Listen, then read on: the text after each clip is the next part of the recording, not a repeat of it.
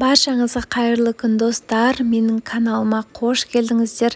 Бүгінгі видеода арбузды қысқа сақтайтын боламыз.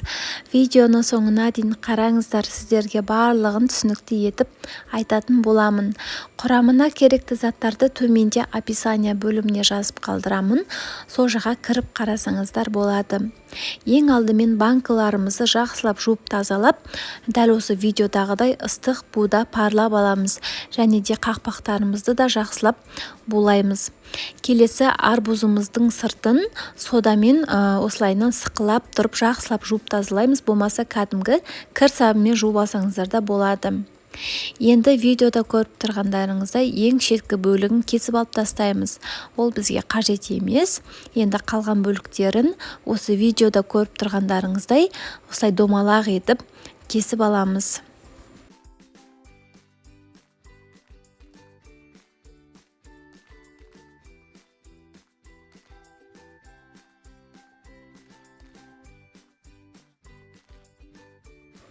Кесіп алғаннан кейін осы домалақ бөлігін үш бұрышты етіп, біздің банкімізге кәдімгі сиятындай етіп кесеміз. Міне осылайынан үш бұрышты етіп кесіп алсаңыздар болады.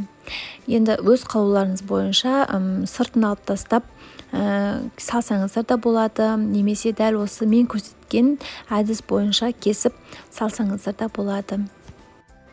Мінекей барлық арбуздарымызды кесіп турап дайындап алдық. Енді буланып дайын тұрған банкілерімізге дәл осы видеодағыдай ақырын арбуздарымызды саламыз.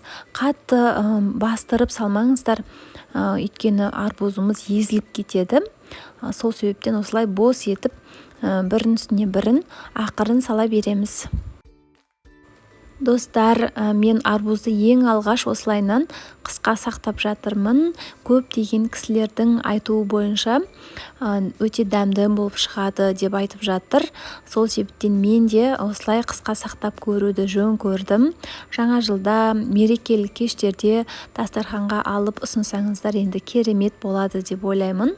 Дәмін қыста бірге көретін боламыз. Сіздер де қорықпай жасап көріңіздер.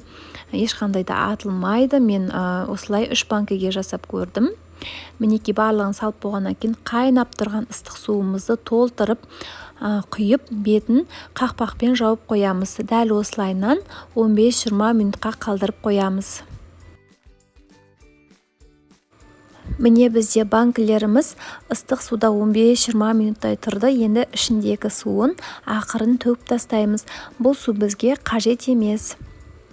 Енді менде 2 литрлік банкі, әрқайсына 2 үлкен ас қасықпен қант саламын. Және де жарты ас қасық тұз саламыз. Енді тұзды біреулер 1 қасықтай толтырып салады. Мен енді жарты қасықтай салдым, осылай жеткілікті деп ойлаймын. Енді келесі аспирин таблеткасынан 2 таблеткадай саламыз 1 банкіге. Көбісі лимонный кислотаны салады екен, бірақ ол бізде сенімсіз, біздің банкілеріміз атылып кетуі мүмкін. Сондықтан да аспирин таблеткасын қорықпай қоса беріңіздер, ол ешқандай да зияны жоқ. Енді барлығын тұздарымды, қанттарымды салып болғаннан кейін дәл осыған үстіне қайнап тұрған ыстық суымызды құямыз, және де осындай жапқыштың көмегімен жақсылап мықтылап тұрып бекітеміз. Міне бірінші банкімізді жауып болдық. Енді астындағы қанттар еріп кету үшін осылай 1-2 рет домалатамыз. Дәл солайынан қалған банкілерімізді де жауып шығамыз. Сіздерде жапқыштарыңыздың сапасы өте жақсы болуы керек.